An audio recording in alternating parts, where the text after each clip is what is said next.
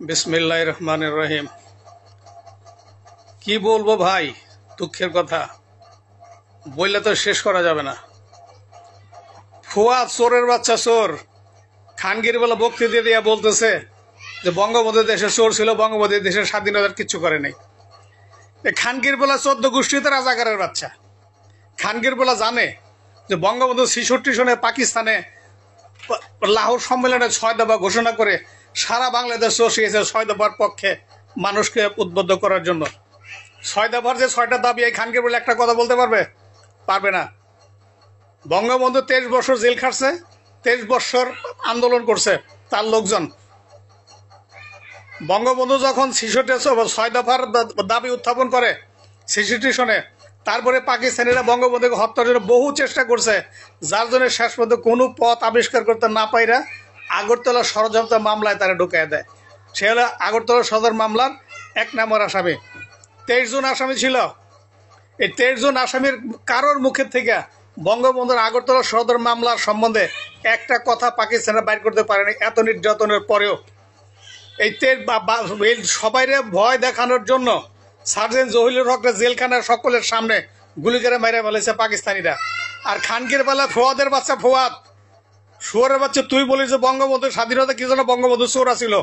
শুয়োরের বাচ্চা রাখ, তোর খবর আছে।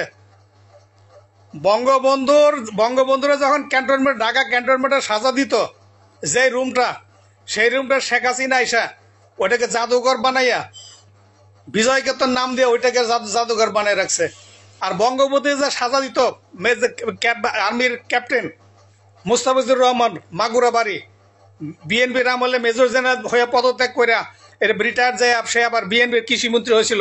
বিএনপি তারা এরকম একটা পুরস্কার দিছে বঙ্গবন্ধুর সাজা দেওয়ার কারণে। বঙ্গবন্ধুর যে বরফের বাক্সে আটকে রেখে বরফ দিয়ে চাপ দিয়ে রাখতো, সে বাক্স এখনো সে বিজয় কেতনে আছে। আপনারা গেলে যে কোনো দেখে আসতে পারেন। বঙ্গবন্ধুর নামে যারা ইনিয়ে বিনিয়ে কিচ্ছা কাহিনী বলতে চায়, তাদের সকলের রক্তে বা জন্মে দোষ আছে। তারা সকল ধারে পাকিস্তানের রক্তে জন্ম নেওয়া। বাংলাদেশে জন্ম নেওয়া কোনো লোক বঙ্গবন্ধুর সম্বন্ধে টু শব্দ করতে পারে না। বাংলাদেশে যার সঠিক জন্ম আছে, যার সঠিক রক্ত আছে, ওদের জন্মে ঠিক নাই। ওদের রক্তেও দোষ আছে, জন্মেও দোষ আছে।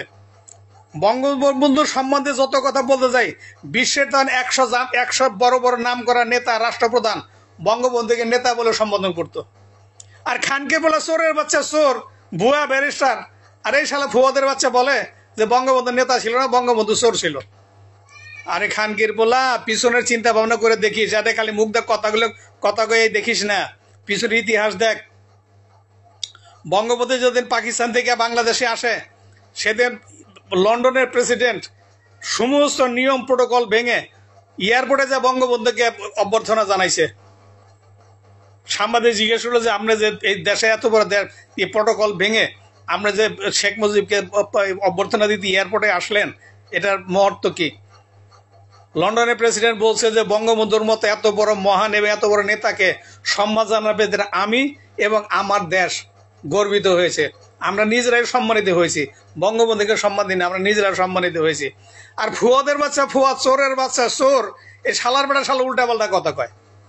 শালার একটা থাপ্পড় দিলে আর একটা থাপ্পড় দিলে জায়গা থাকবে না। আরে শালা বেটা শালা এরকম আজে বাজে কথা বলে, এগুলা মানা যায়? ভাই বলার আরো অনেক ছিল, আর বলবো না। সময় সুযোগ এরকম 2-1টা শুয়োরের বাচ্চারে শিক্ষা না দিলে ঠিক হবে না। অল্প কিছু বললাম, আরো ইতিহাস আছে, যদি প্রয়োজন হয় সব বলবো।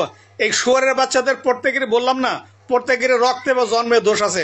ওদের শরীরে প্রত্যেকের ডিএনএ টেস্ট করলে দেখা যায় ওদের শরীরে পাকিস্তানের রক্ত। সুতরাং পাকিস্তানের রক্তরা কখনো বঙ্গবন্ধুকে ভালো বলতে পারে না। আর পাকিস্তানের কথাই কি বলবো, বঙ্গবন্ধু যত নির্যাতন, যত অত্যাচার করেছে, এই সব অত্যাচার বাঙালি অফিসাররা করেছে। এই ফুয়াদ, এই শুয়োরের বাচ্চা ওই বাঙালি অফিসার, ওই শয়তানি রক্তের জন্ম।